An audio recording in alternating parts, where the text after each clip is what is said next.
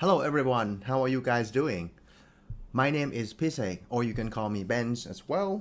At Case Done, we'll bring you, as usual, actionable insights about AI and generative AI so that you can bring those insights to improve your work, your company, your team, or yourself. Today, we are in episode 14 already. The topics that we have today, it's going to be a little bit more a step backward to see how you can bring knowledge into your organization or your team. It's a high-level overview. We will start with generative AI for executives and busy people. This is actually based on my true professional stories. And then we'll touch upon updates about Llama 3.1, about its highlights. And then after that, it's going to be more technical if you want, but it will, if you stay, you will understand how LLM is trained or created, or even multimodal LLM. And we'll take a look into Llama 3.1 paper. You will actually get more technical knowledge from the last part of our episode today. So let's get started. Don't forget to subscribe to our channel at Case Done by AI. We are on YouTube, LinkedIn, Facebook, X, Substack, and TikTok as well. So in our first topic, it's actually based on my experience working in AI field as a team lead and sometimes individual contributor as well. So this is going to be an introduction to generative AI for executives and very, very busy people. So we are now dealing with two types of AIs. The first one is the generalist AI, and the second one is the specialist AI. On the x-axis, you have a timeline there. Before the year 2021, we usually deal with specialist AIs, sometimes called predictive AI. These type of AIs are actually much smaller compared to the generative AI in general, but they are trained to be very good at specific tasks. Think about image recognition or fraud detection or credit risk analysis. So they are trained to be very good at one specific task. But after the year 2021, most of the people in the world are now familiar with what we call a generative AI model, sometimes called foundation models or generalist model. The reason is that why it's called generalist model is that these models are very large. It contains a lot of knowledge. So actually one model can do many tasks. To be more illustrative, we are now transitioning from predictive AI or specialist AI or one AI to do one task into a generative AI or a generalist AI where one AI can do many tasks. I'll step a little bit backward. The predictive AI, some examples are, as I mentioned, credit scoring model, very good at predicting if a loan applicant will default or not. It's going to do one thing and one thing only, predicting the default risk. Recommendation AIs are going to be very good at recommending new products. This is probably a bread and butter for Amazon or other e-commerce sites, right? Stock price predictor and car detector on a highway, for example, these are predictive AI. One AI to do one task really well. On the other hand, now we have generative AI where one AI can do many tasks. Examples of these AIs include like ChatGPT, most of the LLM out there, Midjourney, who does text to image generation, Sora that creates video, or Lava model that can handle text and text inputs. These are one of the examples of the multi-modal generative AI. Okay, now you are introduced into kinds of AI, predictive and generative. Now, as a guy who is working in the AI field, predictive AI seems to be not fancy, right? As most people now have this impression, but to be fair, they are very good at its dedicated task. They are smaller, which means the compute is not going to be expensive. It's going to be very fast to compute.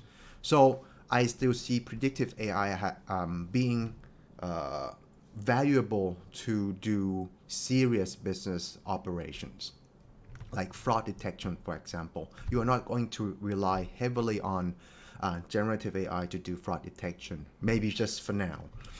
All right.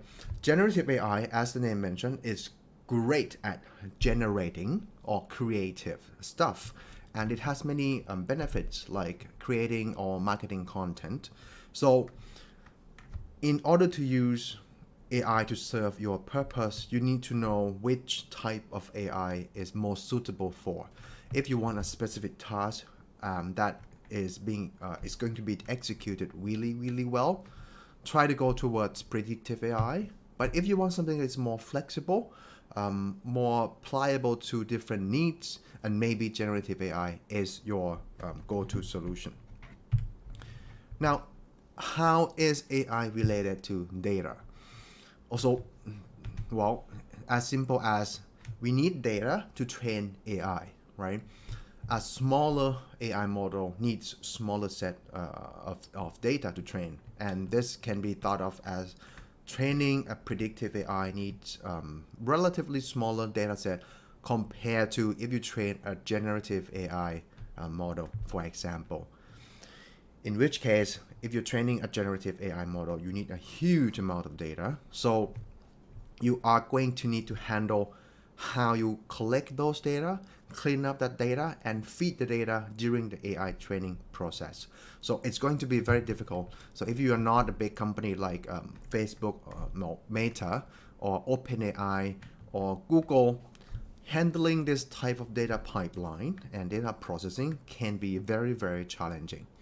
So for most of the companies out there, training predictive AI is probably within your territory, but for coming up with a generative AI models can be a very, very tough thing financially as well. Okay, this is going to show you how handling specialist AI might not be easy, as you might not know. So, as I mentioned, specialist AIs are trained to do a task very, very well. But what if you need to handle many, many tasks? For example, let's say you have 6 AIs that you are trained on specific tasks. AI1 can be really good at extracting information from a customer review. AI2 can be very good at determining sentiment. Is it a good review or bad review? AI3 can be used for routing this review to different departments.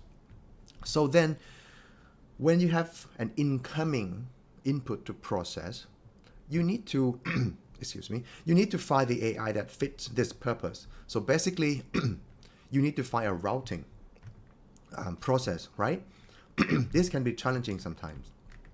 So having a lot of specialist AI to deal with, even though you get high performance from each of the model, you still need to manage these many, many models. And this includes routing, as I mentioned, or keeping these models updated using the same library. You can have versioning problems, for example. So this is a drawback of handling a lot of specialist AI. On the other hand, if you have a huge generative AI that can do many, many tasks in an acceptable level of performance, you don't need to do routing. You don't need to update that specific task that the model can handle. So your life of managing models will be very, very easy. On the other hand, now that you know, you need to handle prompts instead of handling AI model training. But again, handling prompt is going to be easier than updating each of the model, specialist model individually. So these are trade-offs between generalist AI versus specialist AI. The last thing that I think is valuable to think about is that the generalist AI can actually generate data for you, and that data can be used to later on train specialist AI models. Because now you get an input, you put it into the generative AI, and it creates some output for you. And then if you do this for sufficient amount of time, you have a lot of pairs between input and output on a particular task. And yet you can use these input-output pairs to actually create a specialist AI model from that. Why is it useful? So most of the time, you need to spend a lot of time curating data in order to train the AI. And this can be done by human annotation, going out in the field, survey, creating some tool, digital tool to collect some digital footprint, and then you need to like spend a lot of money to get that digital tools out there to be aware and to be used. So data acquisition can be expensive, but you need that, right? So with a generative AI in your pipeline, you can now starting to collect your data set in order to train the specialist model. And this is what I'm doing at the company as well. Now, why am I mentioning this? This is because you need a set of proprietary data to build business mode or competitive edge over your competitors, right? And this is true. You have seen it in the market. OpenAI has its own proprietary data set or data processing pipeline. Salesforce or Amazon or Google, they all have proprietary data that they use to build highly competitive AI models. And this is the same to your business. You need to have a proprietary data. Well, you can start. If you don't have anything, you can start using public domain data available for everyone. You get that data set, and then you can train an AI to work on some specific tasks like facial recognition or credit scoring model. You can get started. You can take that public data, create an AI model, and build your AI application and serve. So it's easy to get started, but the problem with the public data set is that everyone can have access to it. If you can get the data, build a model, everyone can do that as well if they have money and technical knowledge, right? The second drawback of public data set is that this is about a concept drift or distribution mismatch. Pretty much the data in the public data might not be a good representation of your target customers, the data from target customers. An analogy is you are using public data set, maybe the only public data set about facial recognition. This is hypothetical, by the way. If there is only one public data set about facial recognition collected from the West, the US, but now you want to build a facial recognition public data set for Asian population. Now you see that the data, the public data and the actual application might not have perfectly matched or even good quality match of data distribution. This means that the AI model that you built from the public dataset might not be as good as performing when you're deploying your model. But again, public dataset is there for you to get started building your AI and building your solution. Now, if you now have proprietary data, you can actually, that data is going to be more representative towards your customers, because proprietary data are usually collected from your end users, right? But you are going to find challenges in collecting these data, and sometimes the data that you collect might not be any valuable at all. So it's sometimes very challenging to collect the data that's actually providing values. But you don't know, right? You need to collect and determine if what you collect is going to be valuable. If it's not valuable, just discard it, collect something else. But the idea is getting started and build your own proprietary data as much as you can.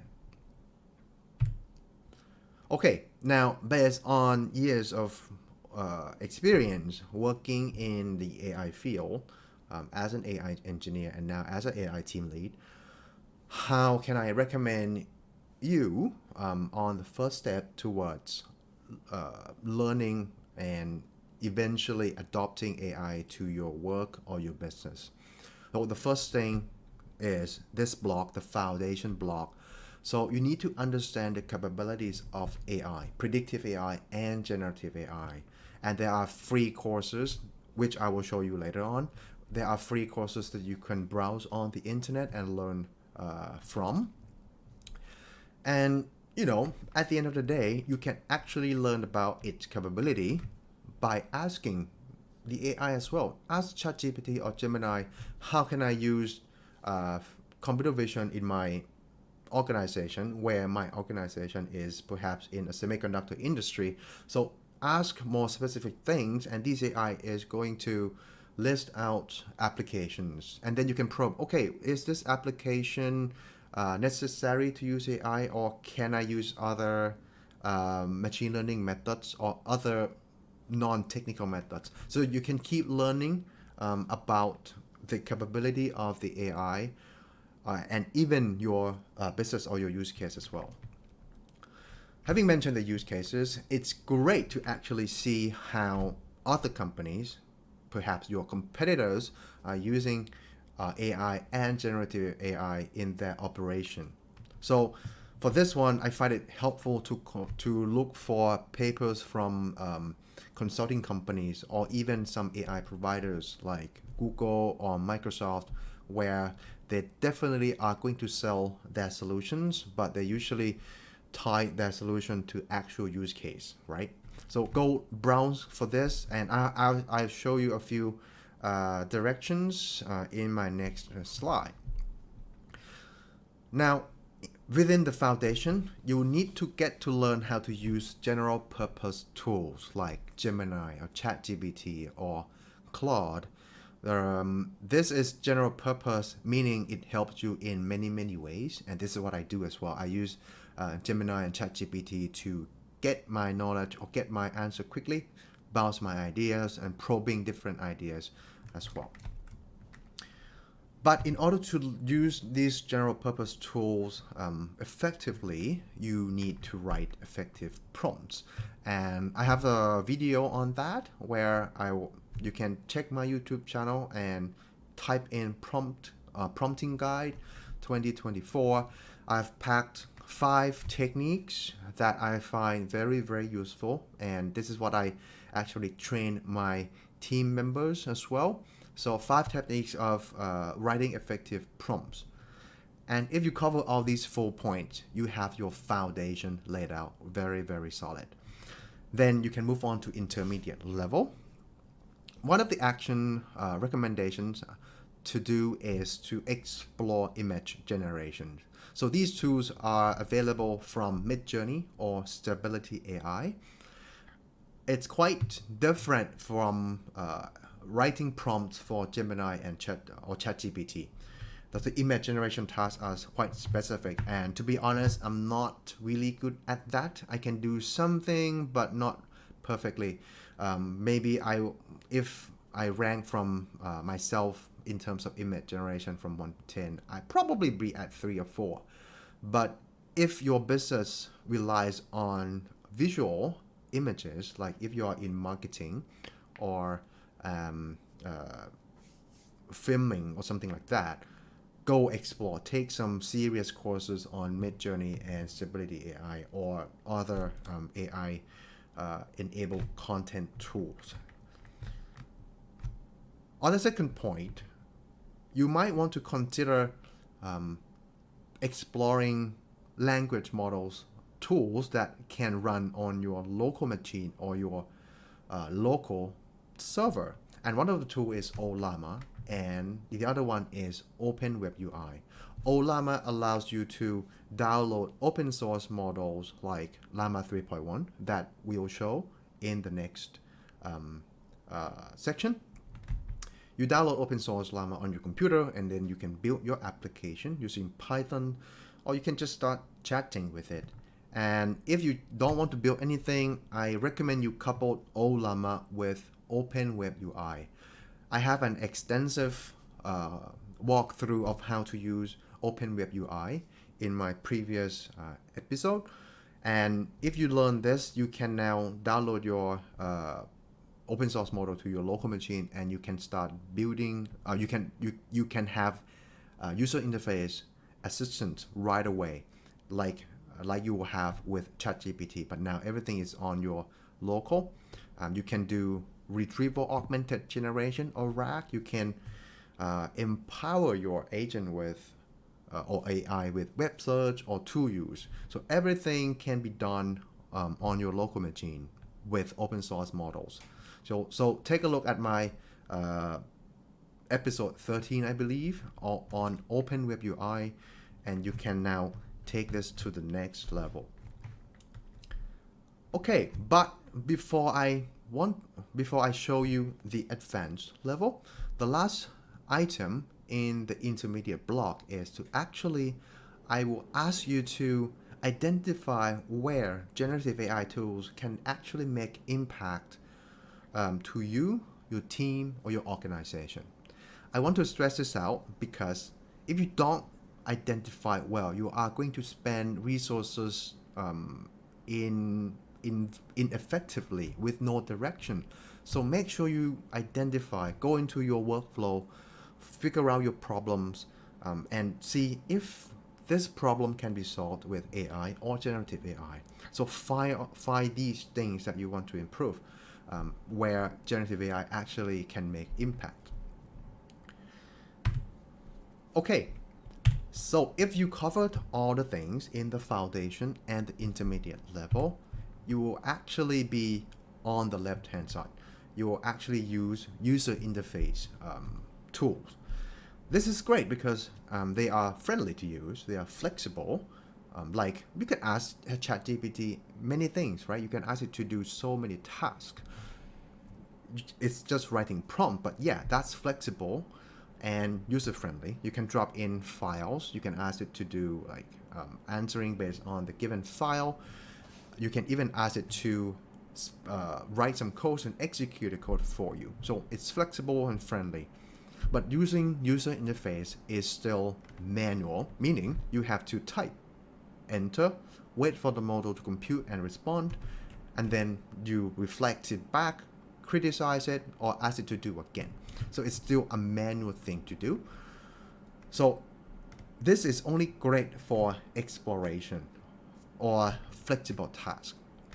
For most of the managers out there, user interface tool suffice, right? You are not going to do any programming. You have so many small little tasks that you need to handle, maybe like negotiation with your suppliers or handling customers, but you still need to have an in-person contact with the customers. So you can use like ChatGPT to plan out your communication, or maybe now you need to think about who I want to buy. I need to write a job description or something. Now you need to think about strategies, right?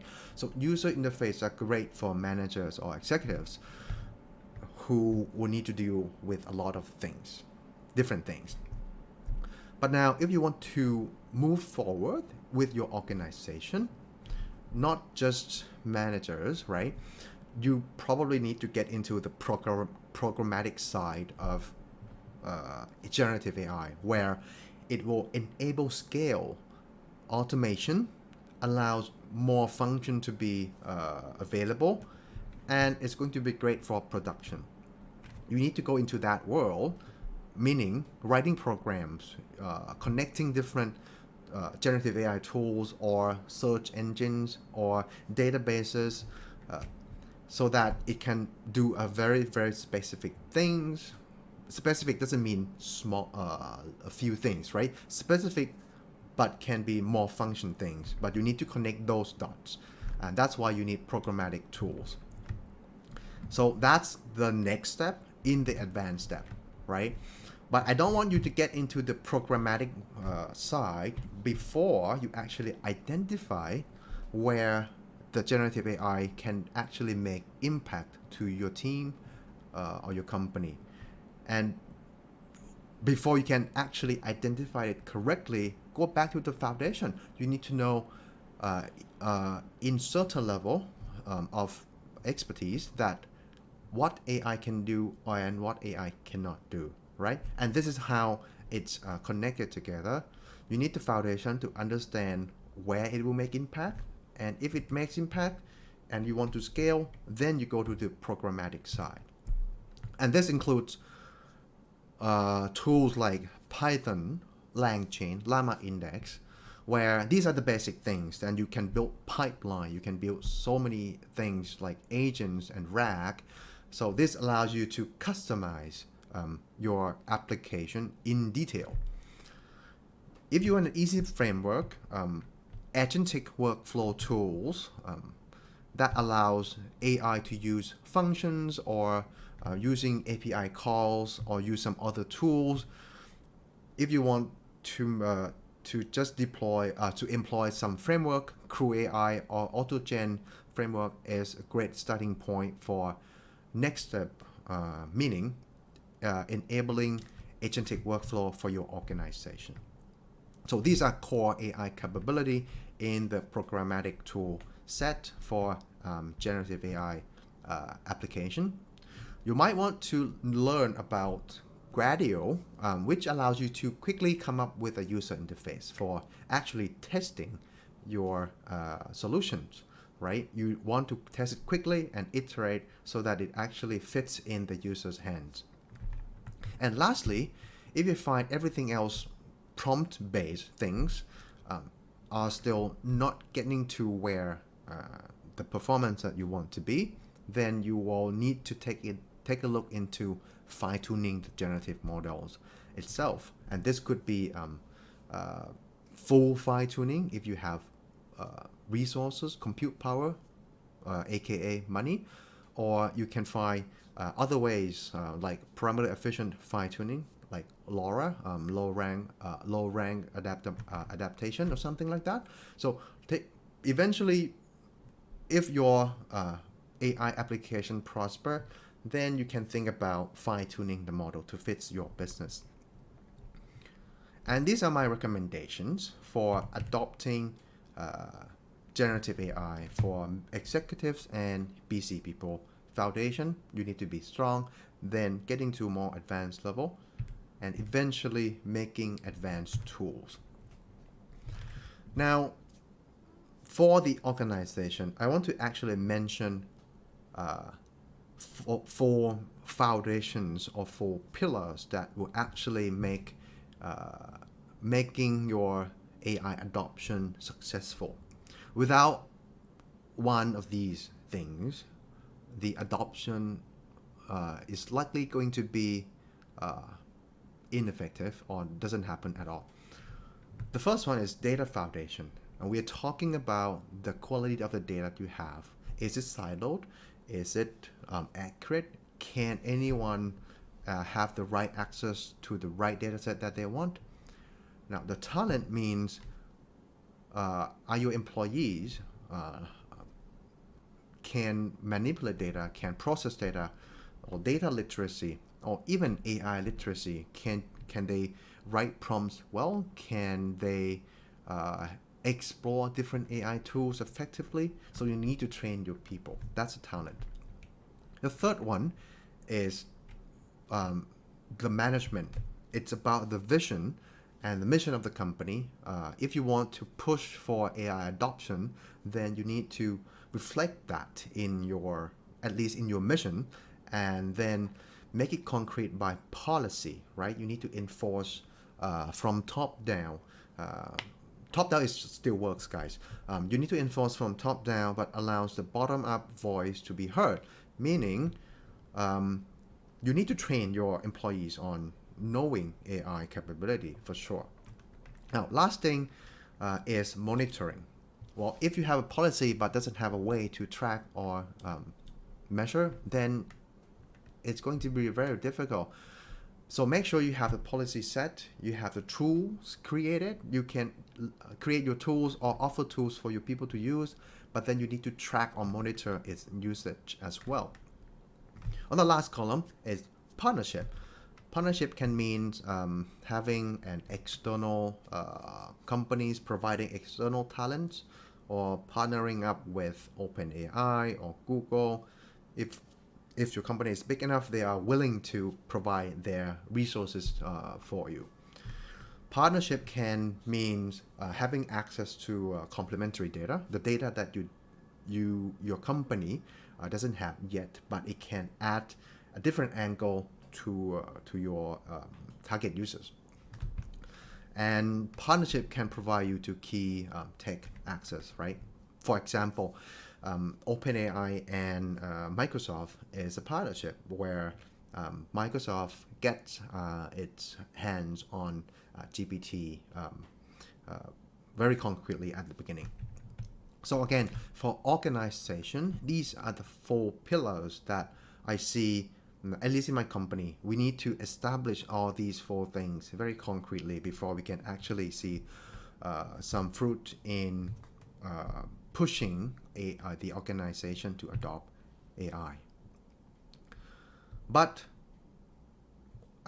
even when you have all these foundations laid out, you still have a chance to over-engineer. And I don't want you to over-engineer. I don't want you to do that because it's a waste of resources, and it actually has a negative impact on the morale of the people who actually created the tool. All right, so where can these go wrong, right? Going back to these, data is one of the things, but data can be hard to actually make useful of or make insight of for people who doesn't know how to use data, and definitely not 100% of your employees know how to write SQL or write Python, right? Data is a must-have, but you need to watch for bad, low quality data, conflicting, duplicate, sideload, or something like that. And eventually some data is just junk. Just throw it away, right? Data is a must-have. There's no argument for that. You need to lay out your data foundation well. Then the 3 things that I want to bring the clarity to everyone who I talk to is the differences and the purpose of these things: dashboards, automation, and AI. They are not the same thing, and especially for automation and AI, most of the people use them interchangeably. Some contexts it's okay, but to be exact, I have encountered with a lot of conversations from other business units that they just, all these things are just a blob to them, and they just don't know what is the most useful things for them. They'll ask for AI where sometimes a dashboard can't suffice, right? Okay, let's start with the dashboard. Dashboard is a tool to actually provide actionable insights, mostly in terms of graphs and charts, right? If you do it well, it's going to lead to actionable insight and quick turnaround to solve the problem. But the problem with creating dashboard is that eventually you are going to be drowned in a lot of mediocre dashboards. So yes, this is happening to most of the organizations. I've seen 20 dashboards before, and going from one dashboard to the other can be very, very difficult. Think about a new hire, right? A new hire to your department, and they are facing with 50 dashboards. Then the question is, what dashboard should I look into, and if I see some drop in sales in this dashboard, and I want to go deeper, which dashboard should I go next? So yes, most of the times you are drowned in a sea or deluge of mediocre dashboards. And worst of all, this is also happened before.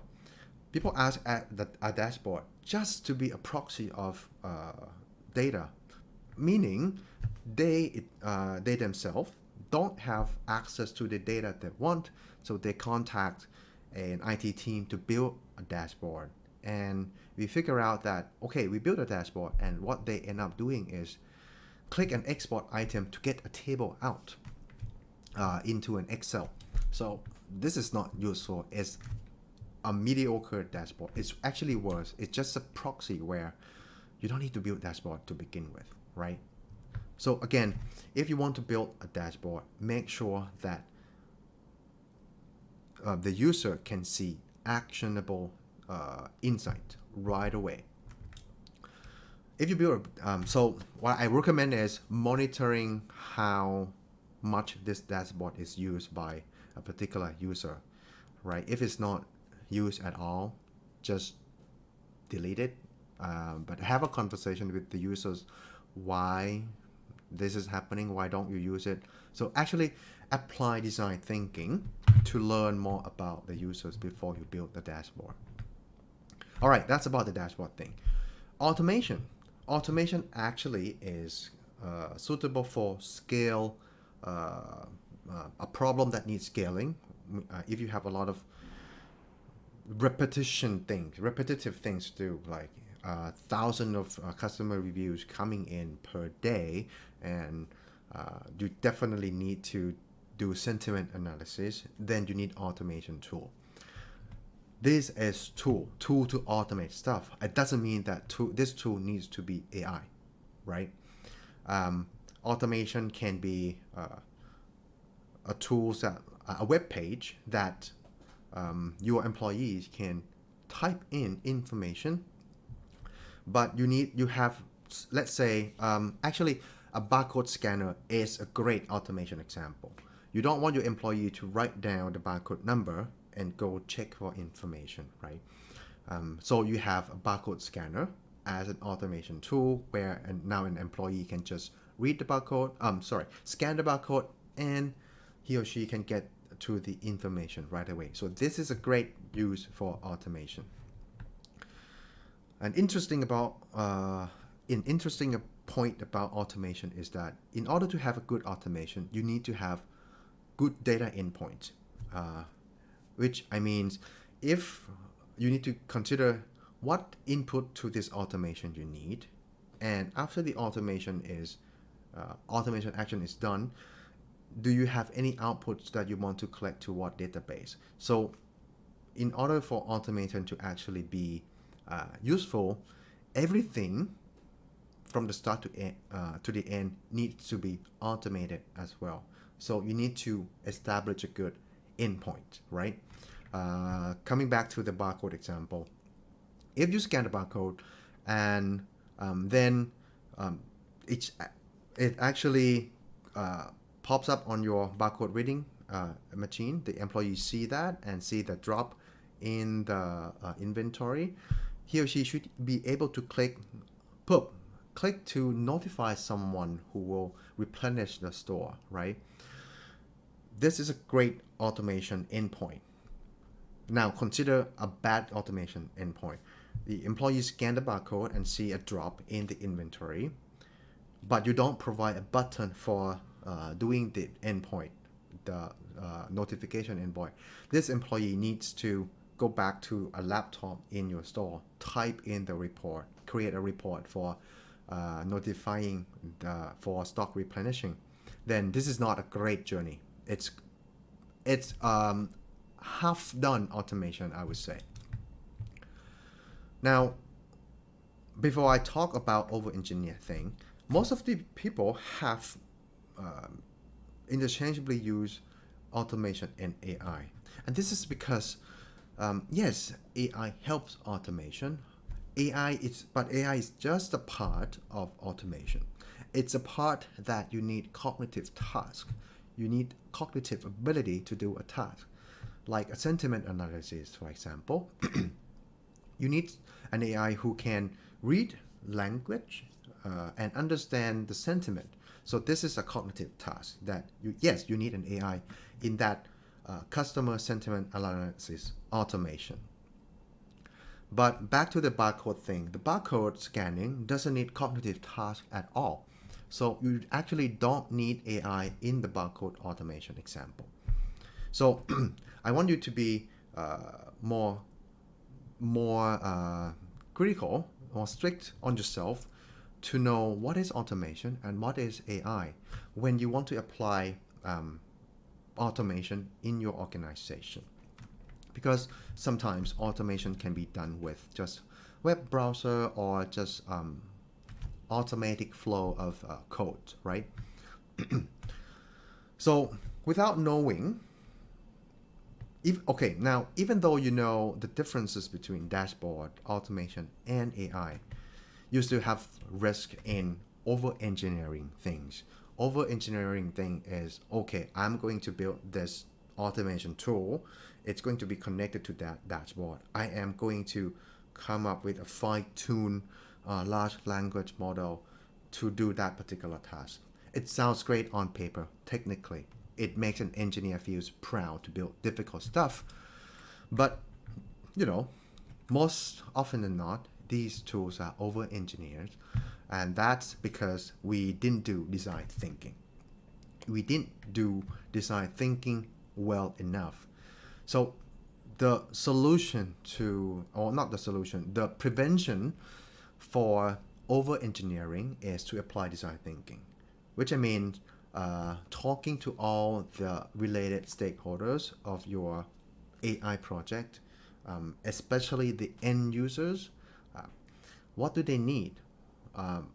And what are their jobs? What they need to get done? What are their pains in doing that? And what are some gains that if this solution exists, it will help them.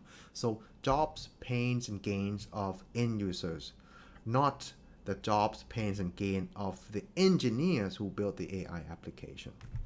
Right? Go talk to your stakeholders, and then don't stop there. Make sure, go explore whether if you build this solution for them, are the solution reducing the job here, but multiplying other jobs to be done there. So pretty much, I'm not going to go into detail, but you need to talk to the users, explore solutions. Don't put your AI hat and think about any AI solutions to deal with. Sometimes solution can be very, very easy, like a dashboard or some other UI change, for example. Now, if you come up with a solution, go further steps. Identify if this solution is going to reduce the work here, but it should not multiply work somewhere else. So yes, it's an end-to-end journey, meaning you need to pull in a lot of stakeholders into this dialogue. And this is how you prevent over-engineering. Okay, now before wrapping up this section, these are 3 resources that you can learn about AI and generative AI on its capability. Sometimes it's technical. I would recommend starting off with deeplearning.ai or Google 10 free courses on this thing. I will make this list available on my usual description, as well as on my Substack blog. In terms of the AI use cases, I recommend you start with the real-world use case that Google has done with real-world companies, as well as papers from Deloitte and McKinsey's. So take a look there if you are business owners or managers looking for inspirations to bring AI to your organization. Now, these things are long, like some documentations are like more than 50 or 100 pages. If you are diligent, go ahead and read for it. Or you can actually, my trick is, drop it into ChatGPT or Gemini and ask it for summarizing or give me some good facts about X, something like that. So ask GPT to help you with that. Okay, in summary, you should now know the difference between predictive and generative AI, and you now should be able to see how generative AI can get outcome quickly. It can handle many tasks, so you handle one model and you can do many tasks, and this sometimes can help you create proprietary data so that you can create moat for your business. I present you with my recommendations to start on your AI and generative AI journey. Pretty much learn, explore, and scale. Oh, I forgot to put the scale there. In terms of adopting AI for organizations, you have seen 4 important pillars: data foundations, talents or skills of your people, the management support or policy, and the last thing, acquiring strategic things like data, talent, or technology through partnership. And lastly, I provided you with some trap that I have encountered myself. It's about over-engineer, and a solution, or not a solution, a prevention for over-engineer is make sure you apply design thinking and make sure that you know the difference between data, dashboard, automation, and AI. All right, before we going to the next section, don't forget to subscribe to our channel. Case done, we are on YouTube, Facebook, LinkedIn, X, Substack, and even GitHub as well. All right, on the second topic, we are going to take a look on highlights of Llama 3, or actually Llama 3.1 to be exact. But Meta like to call this a Llama 3 herd of models. So it's actually an open source model that actually can beat proprietary models like GPT-4o or Gemini. So this is exciting, and I applaud Meta on making this open source. And if you take a look into its paper, it provides enough detail for people who want to create their own foundation models to start working on it. Well, if you have money, by the way. All right, for highlights of these models are open source and they are available on Hugging Face and Ollama. It's okay for commercial use. I think believed it's free for commercial use up to a point where you have 700 millions of users, active users per year, I guess. It's free up to that point. So yeah, it's great for startups or small SME businesses to take this tool and use it for commercial purposes. The models are now available in 3 sizes, like 8 billion, 70 billion, and 405 billion of parameters there. 2 flavors, pre-trained model and the instruct modeled, aligned model. This model have 128,000 tokens of context length. It's similar to GPT-4o, but like 10 times less when you compare to a Gemini 1.5 Pro, or maybe 20 times now. I think Gemini 1.5 Pro can now support 2 million tokens context length. Now, Llama 3.1 is claimed to have an improved multimodal abilities, images, voice, and video there. In terms of performance, this table actually compares Llama 3 400 billions to a large model out there like GPT-4, GPT-4o, Claude 3.5 Sonnet, across different types of capabilities like general knowledge or general knowledge, general performance, coding, math, reasoning ability, to use long context, and multilingual. And as you can see here, they are actually not bad. So any cell that has a blue highlight is the winner in that category. For example, for the MMLU benchmark, the general world knowledge or language understanding, the GPT-4o wins in this category. But now look at that, the difference between the Llama 3.1 and other winners are not that high, right? This one 4 points behind for this one. It wins here. For coding, it loses about 2 or 3 points there. Math it wins on the GSM 8K, but not so far behind for math. 3 points behind for the math benchmark. Reasoning is great for ARC and GPQA. This one is about 8 points, significantly losing there.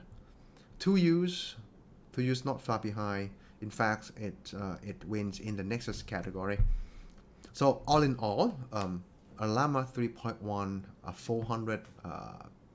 405 billion parameters model are actually giving a good punch to other model of the same size. But what I'm more interested in is a smaller version of the models. So we have the 8 billion parameter here compared to other models on the same size, and the 17 billions there compared to other model of the same size. And as you can see here, the Llama 3.1 actually wins in most categories, right?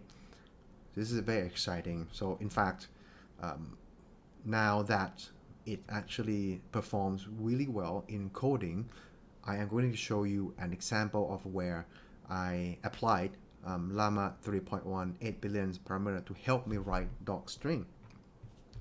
But yeah, all in all, a Llama 3.1 of many sizes are actually a great open source model to start building your AI-based, generative AI-based application to serve your customers or even use within your organization. Meta also partner with a lot of companies to make these models available. Not just available, but partnering with these platforms allow users to do many other things rather than just have access to the model. Now, if you use these platforms, you might be able to do real-time inference. This is like using the platform. You can even do batch inference or even fine-tune the model, right? Model evaluation, a RAG-based application available for these things. Continual pre-training process available if you use NVIDIA or Databricks platforms. Safeguard rails are available, synthetic data generation, and distillation recipe. So rather than building everything yourself by just accessing models from Hugging Face or Ollama, if you come to these platforms, you will have access to Llama 3.1, but also you can do many things with their with the pipeline, some of the pipeline of features that these platform offers. Well, from this chart, only Databricks and NVIDIA platforms provide all these features. All right. As I mentioned, Llama 3.1 is now available, open source, and is on Ollama already. So you can, as of today, you can pull the Ollama model to your local machine using this command, and I have done so. So let me just bring you a demo. I am going to use Ollama tool and the Llama 3.1 model with the Open WebUI to actually help me in coding, actually creating docstring for my code. All right, so let me show you now.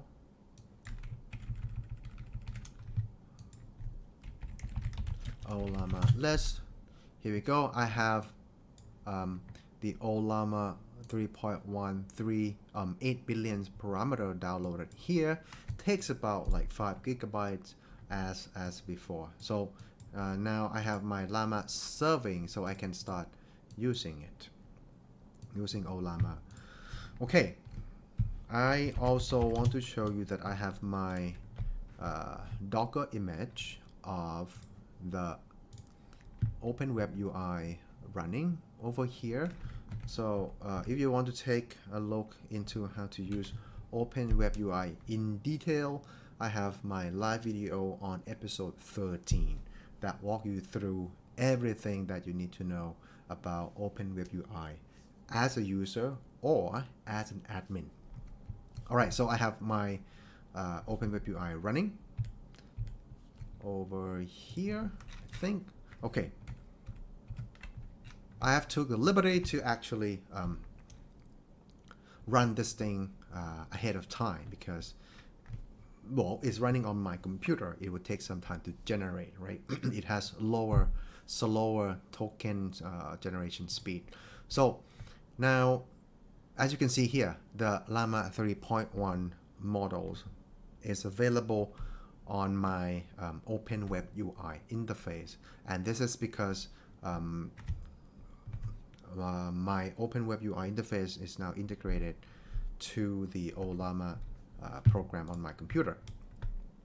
You can actually pick the model from the drop-down list. Now, actually, I want the model to help me add docstring to my code. So I write a prompt. This is role-playing. I want the AI, or I want the Llama 3.1 to act as a senior AI developer who is expert in Python programming. He will help me write docstring, and I provide some context. This code is for transcribing audio file into text. And in this, main.py anyway, in this main.py, I will use Gradio. There's a section that I use Gradio to make a quick UI interface. And I ask it to not modify anything related to Gradio code, but you may add comments to explaining what is going on there. And the actual task is write docstring for other functions. And then I copy and paste my my main.py code over here. Everything is there, and then it started doing things for me. All right, and then I just copy and paste this thing to the Visual Studio code. So this is my original code. Let me just go back to the top. On the left side part is the original code that I have, and the right side is the code that Llama 3.1 edited for me. So take a look at this. It has provided me some docstring over here. Row, right? Audio file change. What is happening? Updates the default output path based on the select audio file. The argument, input argument is source, path to the audio file, and return a tuple. This is exactly what happened here, right? Well, if you know Gradio, you should be able to understand this, but basically this is going to be passed in as text, and this is going to be pathed to the text, and therefore my code here actually updates this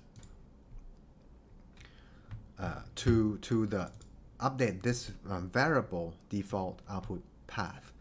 And right, this is my original, this is my original code where I didn't do any documentation at all, and it does add this for me in the right explanation, right?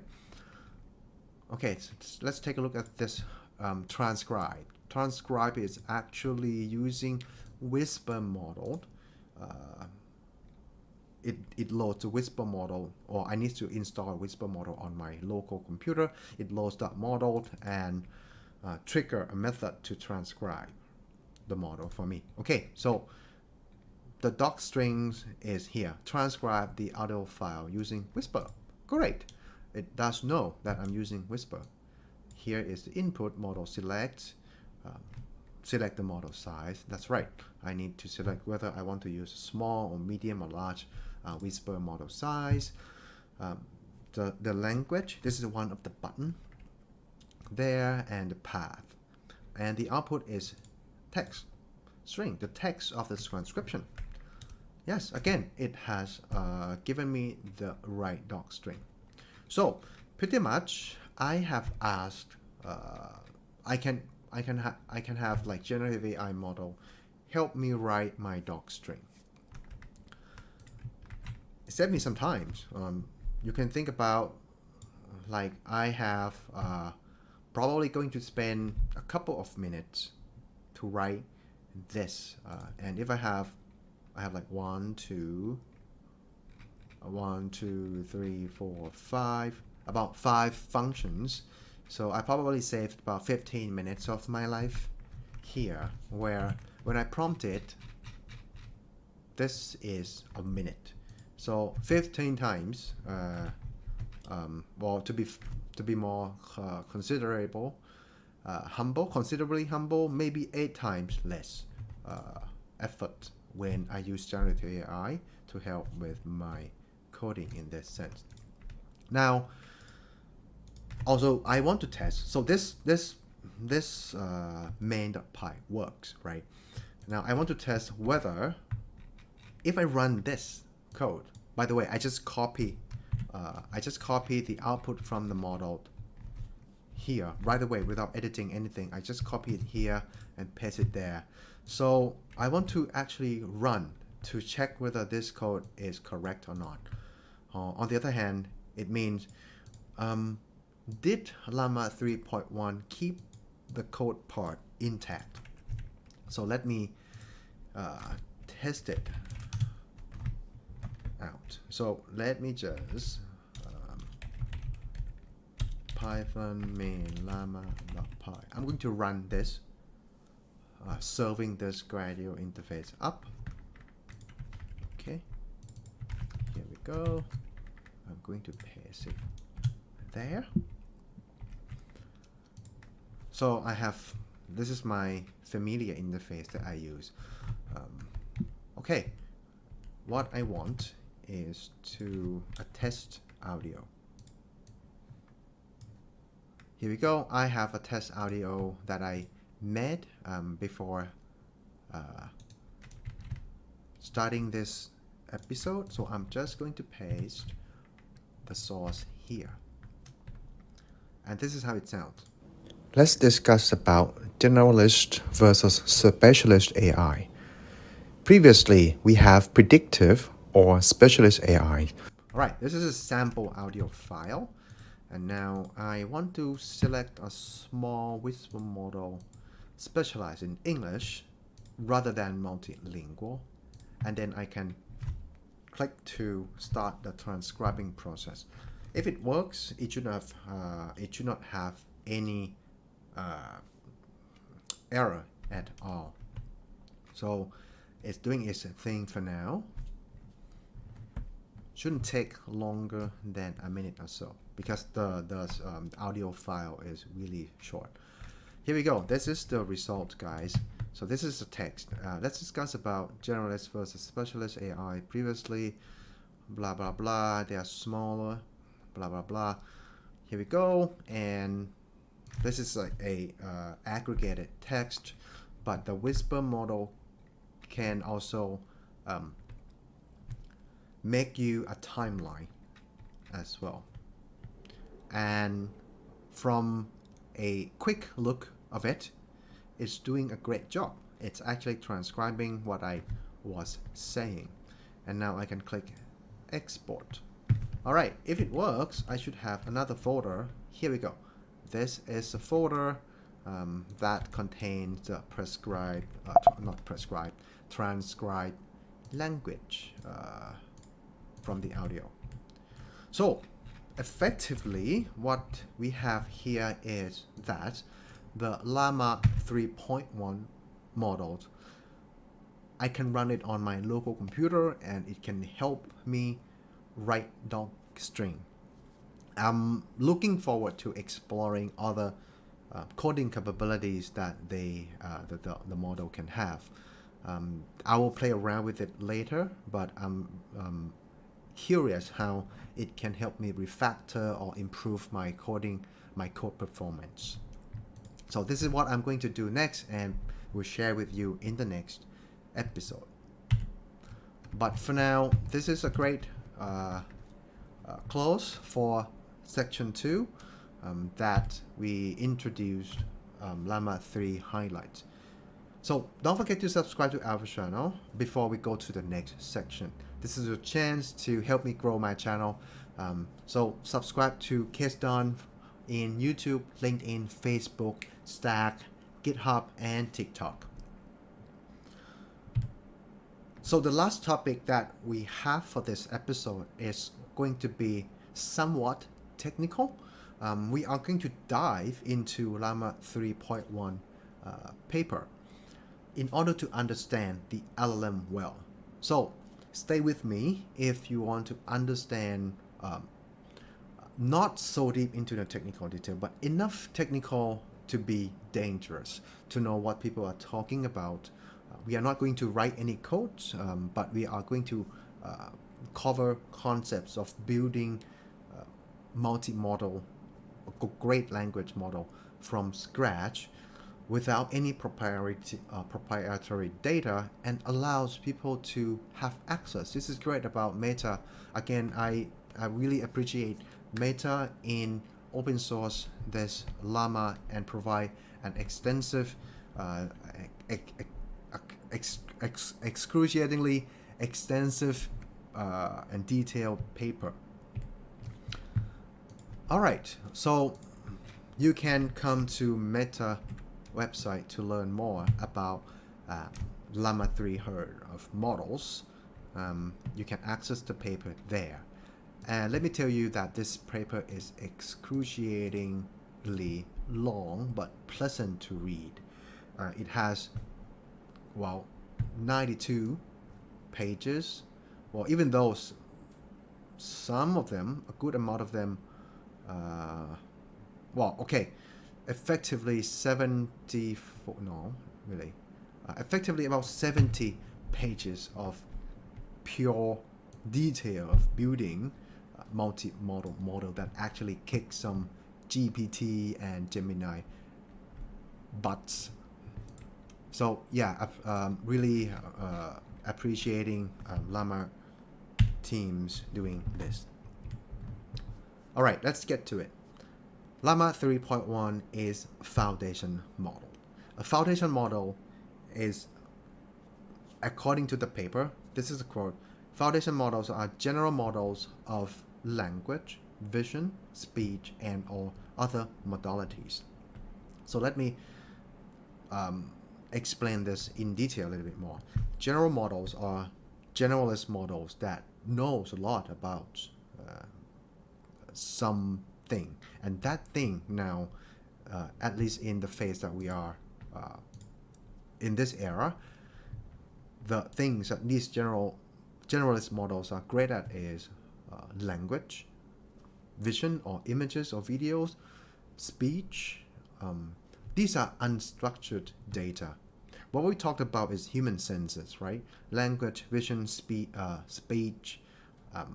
Those are our 5 senses. Maybe music and generating videos is one of them. So generalist models, foundation models are generalist models that are great at handling many tasks in languages, many tasks in visions or images or video, and many tasks in speech.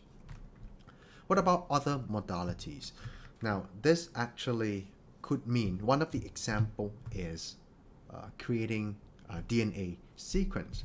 And this goes back to the architecture that provide performance or capability to the foundation models.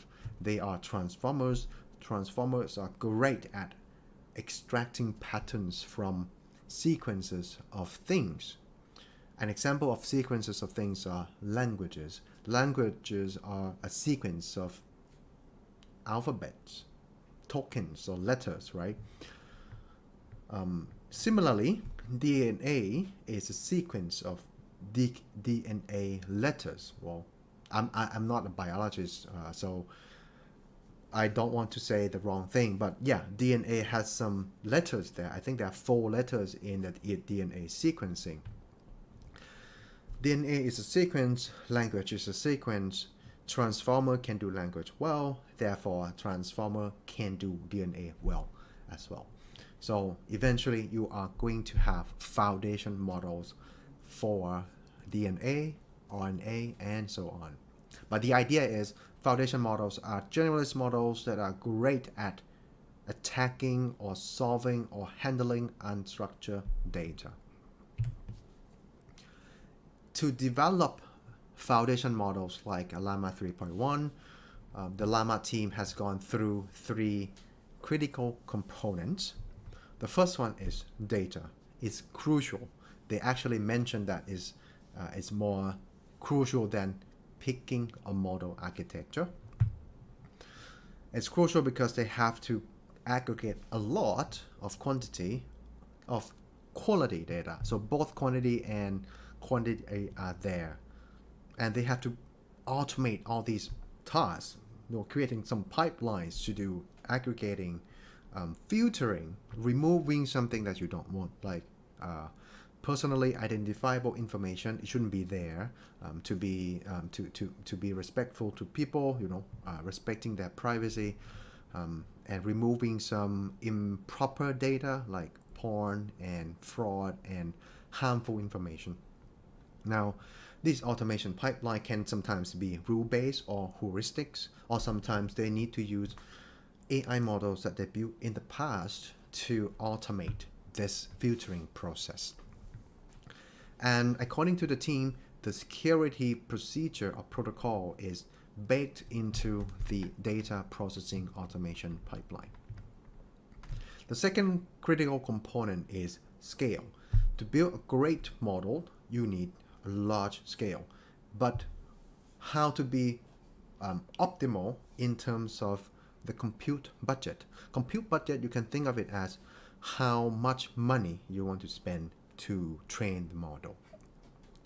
Because this means spending money on buying hardware, maintaining the hardware, supplying electricity to the hardware.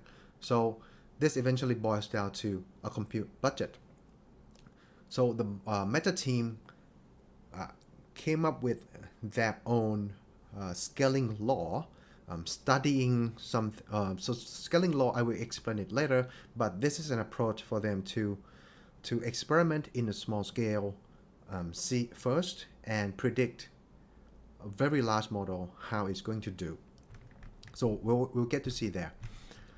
The last component is complexity management, and this can means like deciding on many design choices like model architecture, how to train the model, things like learning rate, algorithm to use in the optimizer, like what kind of reward model, supervised fine-tuning, rejection sampling, and direct preference optimization.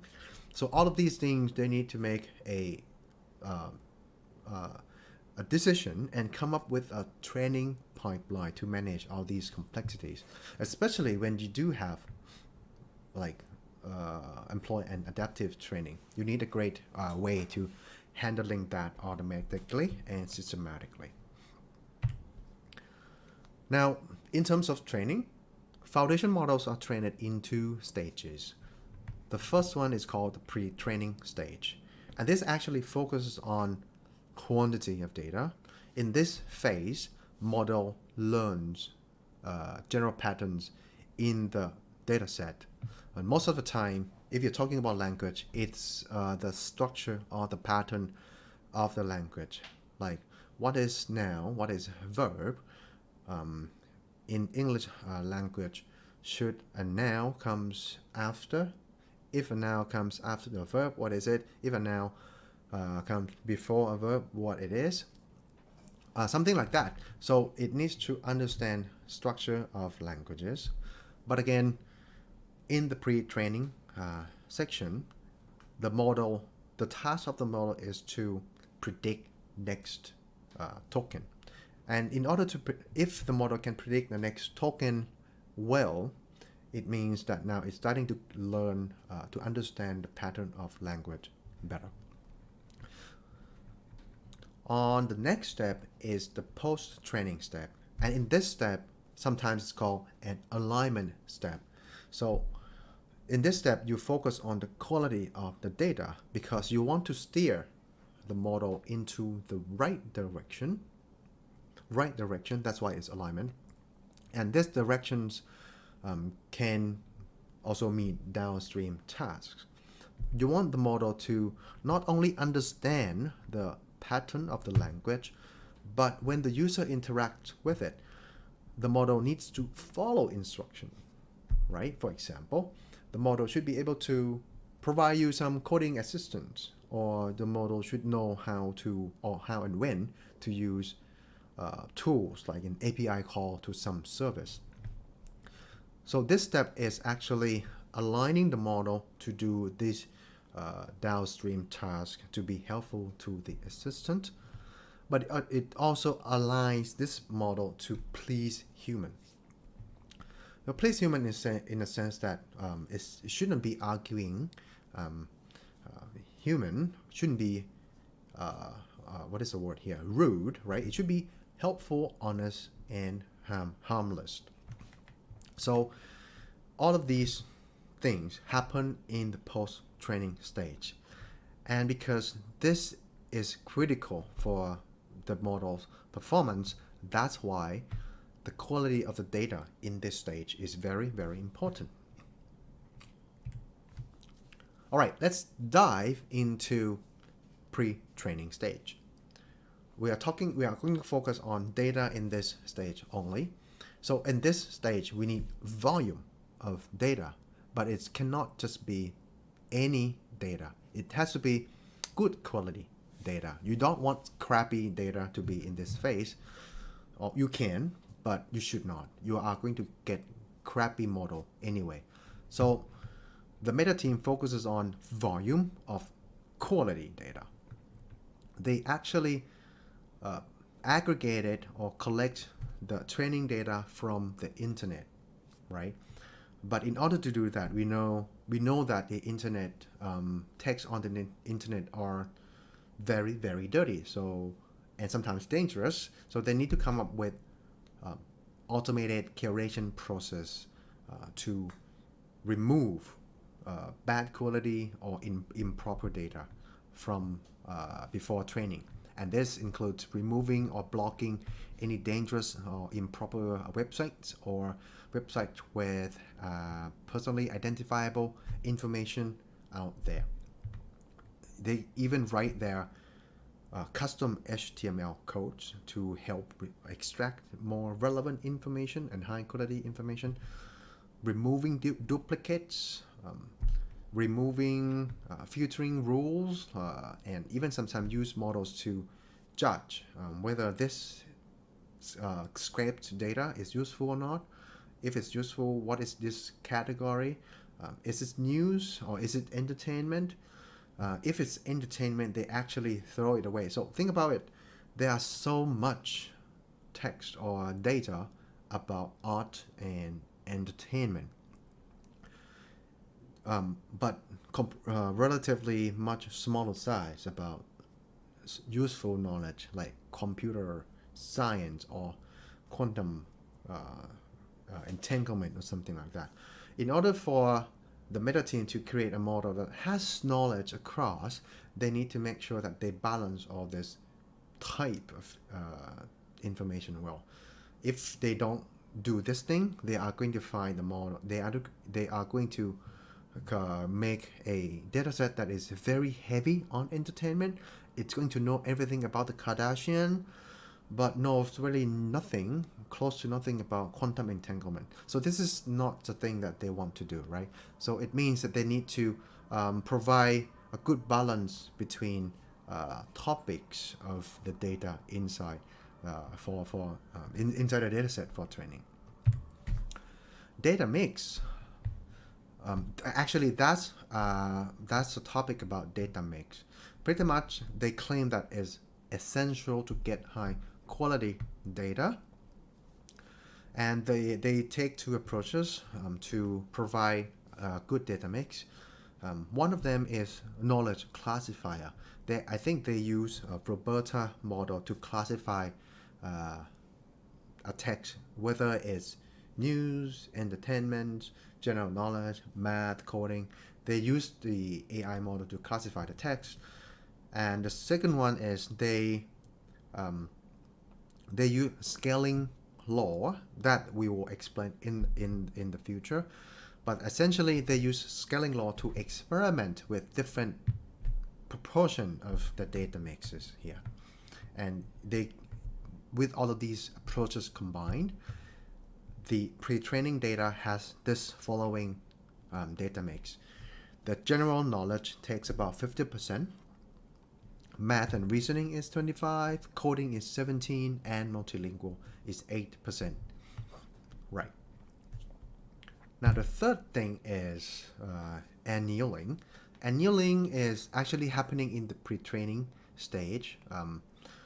So what it means is it knows, Meta team knows that, or at least they experimented and find out that in the later phase of training, if you want the model to have decent or good performance on math and coding data, the model needs to see the sample more than general knowledge. So the annealing phase is a phase where the data mix is changed, slightly changed to focus on something that they want to care about. For example, math and coding. So in the pre-training phase, Meta team also deploys adaptive training. Adaptive means you change a couple of things in the training process. One of the things that they change is the learning rate. They ran the learning rate up for a certain small amount of steps, and then they applied a cosine decay of the learning rate afterwards.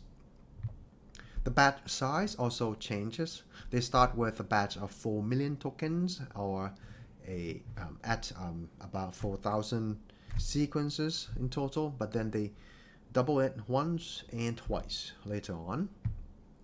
In terms of the context length, initially the model will only have 8,000 context length, but later on they increase the length to be 128,000 context length, and they claim to be effective for improving the long context performance of the model.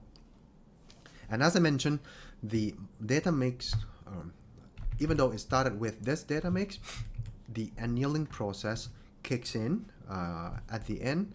Annealing process focuses on math and coding data, but also they provide, they also increase the multilingual percentage there as well. So all in all, in pre-training stages, you need to collect high quality data, provide the right data mix, and the Meta team explored, at least found a right way or right training recipe for adaptive training. In terms of the model architecture or the model choice itself, they select a dense transformer with minor changes. A dense transformer is similar to the vanilla model architecture presented in 2017 from Vasani. So basically they take the decoder stack as the main architecture of the Llama 3.1. As you can see here, the input tokens starts here, and you have a transformer stack repeated many times, and you will find the output tokens afterwards. So this is auto-regressive or the decoder stack transformer that the Llama 3.1 uses. Now let's talk about scaling law. The scaling law is actually an experiment that allows the Meta team to find the optimal point for the compute power that they have. The optimal point in terms of the size of the model and how many tokens they want to train the model with. So eventually that's a typo there. Eventually the 405 billion parameter model, they have a budget of, so the compute budget is quoted in terms of flop. Flop is the floating point operations. So floating point operations is like how many computation, smallest unit that the GPU will do. So the budget they have is about 3.5 10 times to 25 flop. And with this budget power, the 400 billion model should be trained upon about 16 trillion of tokens. So they use the scaling law to find these numbers, right? They use the scaling law to find this number of tokens. All right. Now a smaller side note is that the scaling law also provide you some hints, or they can actually predict the performance of the model as well. So what is happening in the scaling law? So scaling law starts with playing with some model size and some data set, but you fix a small compute budget at first. So right now you see the small compute budget 10 times to 18 and 10 times to 22 compared to the 10 times to the 25 flop. So for each compute budget, they have multiple, they are going to train multiple models of multiple size, from half of the billions to a few billions parameter, and then they will compute a validation loss. And so these curves, each curve is compute budget, and each curve now has many points, and each point is the model of different sizes, right? So when you have this thing, what they do is to find the local minima representing the optimal model size to train on that compute budget. Actually, no, sorry. The optical training tokens train it on that particular compute budget. And now you are going to plot the red dots on this plot here. You have the compute budget on the horizontal axis. Well, each compute budget is this curve here, but now it's just one point on the x-axis here. And then you take the token, training tokens, to be the y-axis. And this is your projection. If you have this,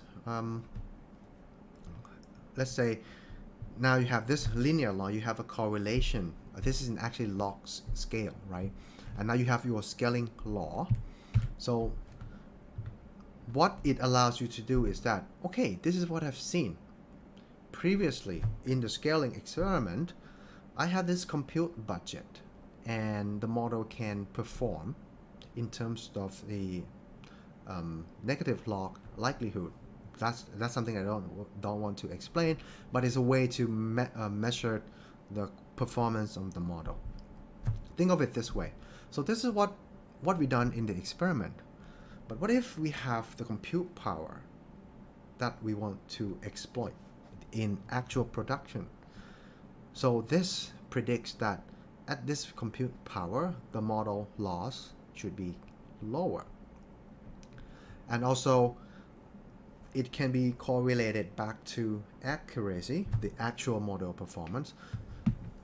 Accuracy can also be predicted that, okay, in the future, if we see this negative log likelihood, then the performance, the accuracy should be really, really high. So all in all, the scaling law allows Meta team to predict what the model of large size will be before they actually run the experiment. They don't want to go do trial and error when the money is at stake here. They do smaller experiments, and with the smaller experiments that they can only spend small amount of money and then predict what is going to have to happen when they train when the model with larger size, and if the prediction looks good, they can bet them more money on it. This is how the scaling law is useful for. Now, after pre-training, you are entering the post-training stage. In the post-training stage, let me remind you again, we focus on high quality data because we want to align the model to do tasks well and please human users. So you need high quality data, and these data came from two main sources: human annotations, according to the Meta paper. Human annotation, this can be costly, well, because you need to ask experts to do, and experts charges a lot of money. On the second thing, and actually this is a larger proportion of high quality data that Meta team does, they actually synthesize data from the model that they have. And this allows them to create high quality data at an automation speed, but also they need to have a good process for ruling out and filtering this synthesized data. So the post-training, this is the loop. Post-training happens in a loop, and according to the paper, for the Meta 3.1 model, this post-training occurred in 6 rounds. It starts with the pre-trained model checkpoint. What is happening here is that human annotated prompts will be used to generate a lot of answer per prompts, and this is the pre-training stage comes here. For each of the prompt, you have a lot of lists from the pre-training stage, and then the Meta team builds a model called reward model that will actually go through this generated answer from the pre-trained stage and select the one that should be the best answer. This step is called rejection sampling.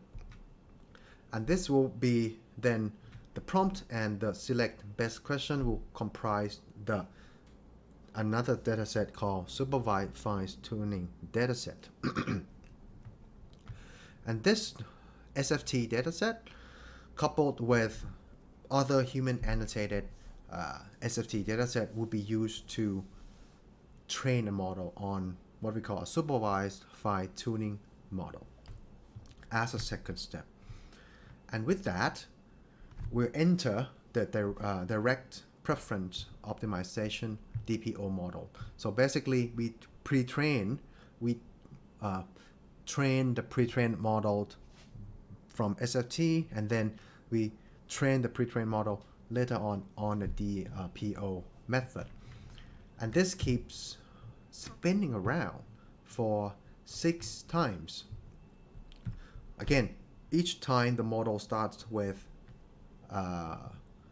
the pre-trained checkpoint, and then this pre-trained checkpoint will generate K list from collection of prompts, and then this rejection sampling will yield another SFT dataset coupled with a handcrafted dataset. You get another SFT updated model, and you run this thing on and on and on to arrive at the final model performance. And that is the Llama 3.1 model that wins, not even wins, maybe not wins, but can be a good match for GPT-4o and Gemini Pro. So post-training will improve these abilities. Coding abilities, writing, debugging, documenting, improving, multilingual ability, math and reasoning, long context, and tool use. A tool use comprises of search engine, using Python coding or interpreter, do some math computation call from Wolfram API, some function calling or zero-shot to use. Maybe it means that like the model knows what tools to use even though it haven't seen that tool before. And tool use can be now done in single step, multi-step, nested tool use or parallel tool use together. And lastly, a file upload. So the training recipe and the datasets, high quality datasets that the Meta team provided for the Llama 3.1 model to learn allows the model to have all of these capability. The last thing that they mention here is that they, to suppress hallucinations, they don't rely on a prompt approach only. They actually, during the fine-tuning post-training stage, they have a method to let the model kind of like bake in a ability of the model to know what knowledge it knows and what it doesn't know. So it's like RAG actually. What they did is they extract some knowledge from pre-training data, and they create a question to the model based on that information. But that question will be used in the post-training stage. But during the post-training stage, the model sees this questions, the actual knowledge. So it's kind of like a feedback that, okay, this is a question that you can answer, then you should answer. But the model will probably see the question that it should not know and should not answer. So this is also an alignment procedure that gears towards less hallucination.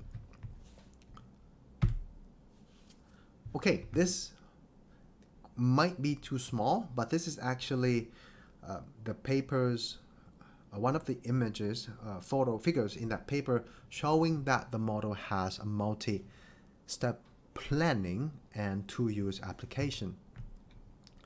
So the model can run IPython or Python interpreter right now, and it has access to search engine and also math Wolfram API call. So this is user prompt based on the inflation rate of the US in February 2024 and the cost of the list of tuples and the cost of this list of tuples containing my daily groceries and the list here. Can you give me the estimated cost of my groceries over a 30-day month when you add one cookie per day at Costco's food court giant cookie debut price and adjust the total for the inflation percentage in $x.x, so 2 digits answer. So this is a prompt. It's a math, and it requires a lot of reasoning work. So the agent is able to respond with this. To answer your question, I will need to look up the inflation rate for the US in February 2022 search engine tool. Second, look up the Costco food court giant cookies debut price, probably a search tool. And third, calculate the estimated total cost of your groceries over blah blah blah with condition of adding one cookie per day. So the model learns how to plan out its action. That's why it's multi-step planning. And then according to the image here, it makes some tool call, Brave Search tool, to get the US inflation rate in February. That's the first thing. The second search tool call is to search for Costco food court giant cookie debut price. And the last tool call is a Python interpreter where it incorporates all this thing and calculate things, the final answer. To be honest, this is very impressive, and I'm very excited to actually make my agents to do that with the Llama 3.1 version. And by the way, you don't need to use Llama 3.1 405 billion parameters to do this. The smaller model, the 8 billion parameter and the 70 billion parameter models can do this thing as well, but might not at the same performance. Lastly, this paper also touches upon their preview of multimodal capabilities. At least they are experimenting with building or baking this capability into their models. So in the future, the Llama model is going to be high-performing multimodal capabilities that can handle, obviously, language in text, but can also take in images, videos, speech, and voice at the same time. The trick is that they are going to use dedicated encoders for different modes. For image, they are going to have a dedicated encoder made of a vision transformer. For speed, they are using a conformer AI model. For text, they are using the large language model as you used before, the same thing before. But now you have different encoders. They need to blend this encoding vectors or vector embeddings together to learn, right? And the technique that they use is what they call an adapter, or pretty much cross-attention layer. So similar to self-attention layer, but now you add in external information. That's why it's a cross-attention layer.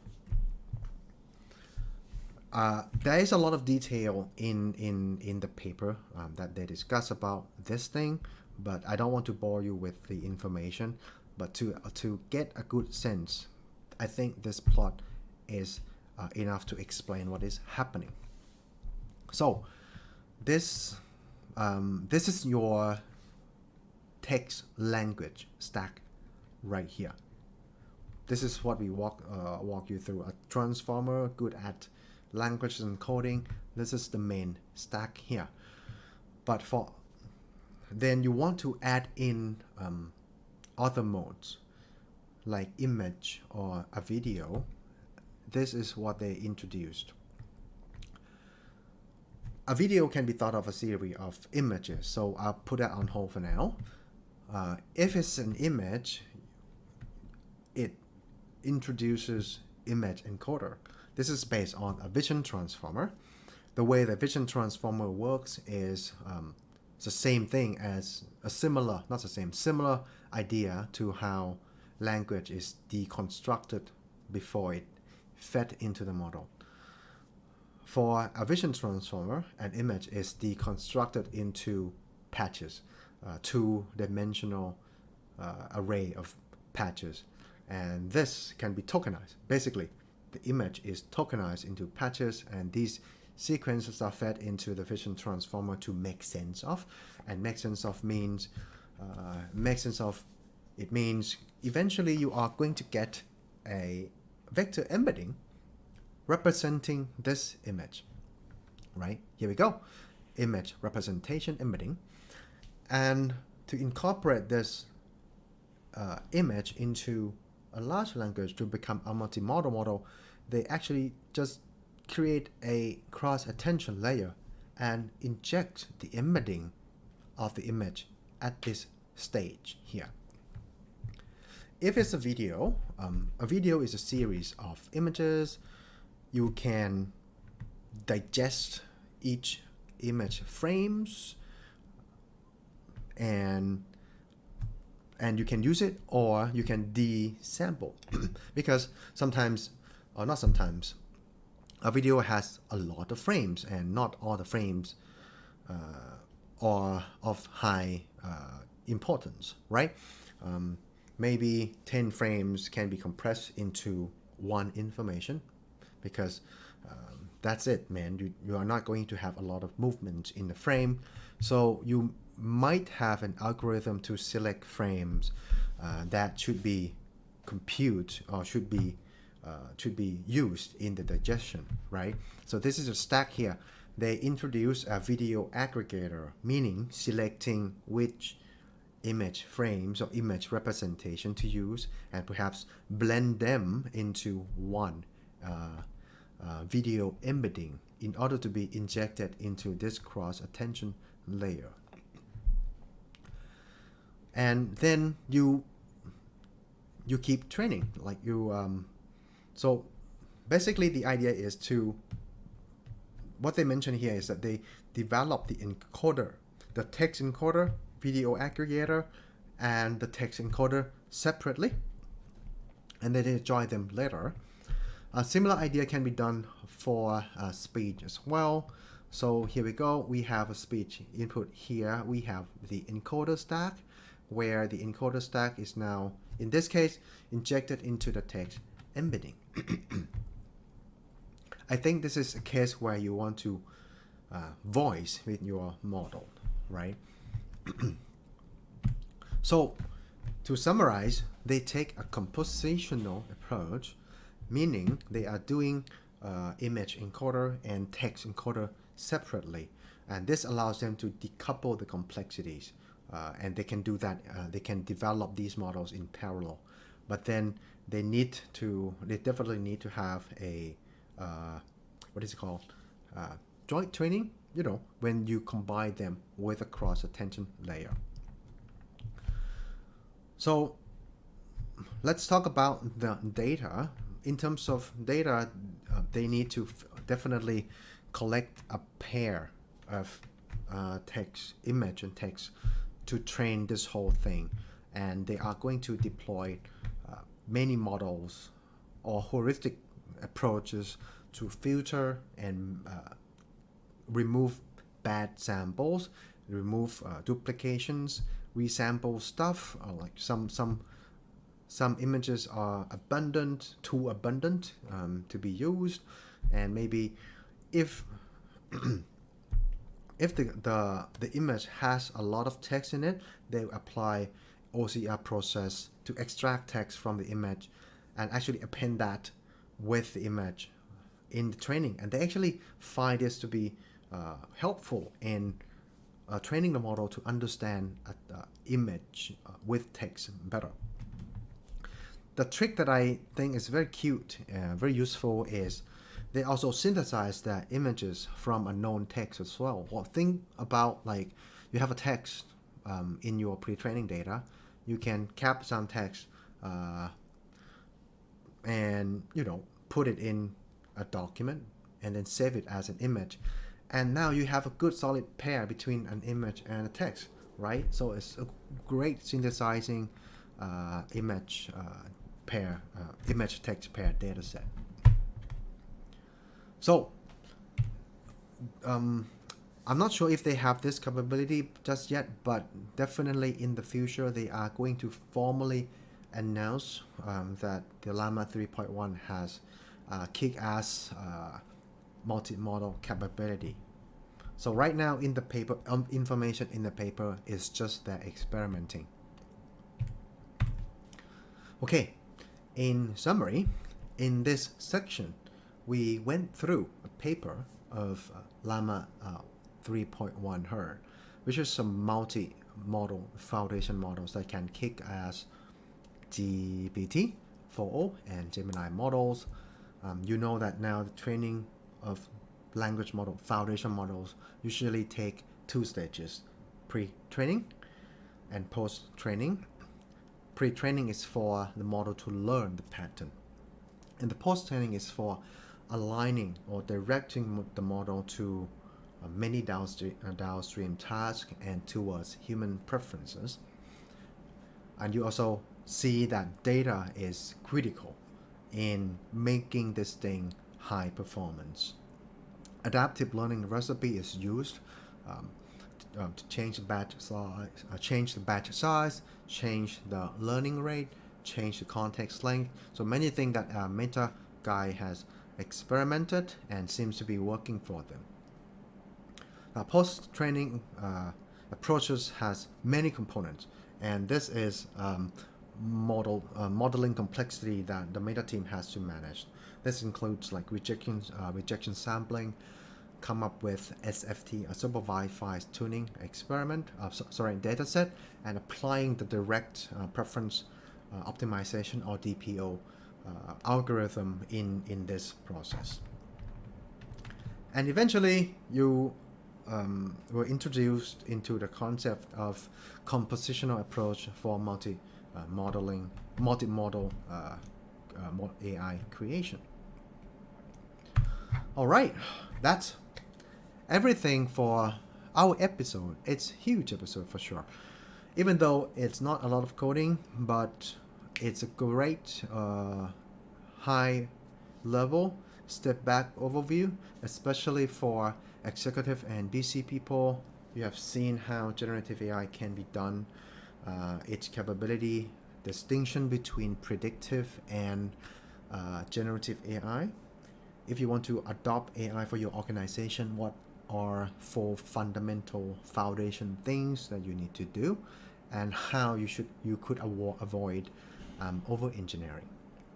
Now you also see like capabilities and highlights of the Llama 3.1 open source model from Meta, and you see that even with 8 billion parameter, it helps me at least in terms of adding docstring to my code, saving me like 14 to 30 minutes of work, leveraging 8x of my life.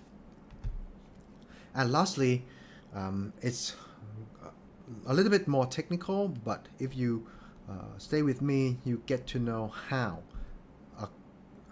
someone can create and kick-assing multimodal large language model, and you can do that and give it to the world. So again, thank you so much Meta for releasing Llama 3 model for human race. And now with this video, you have got a lot of insight, high level, and a little bit of technical as well.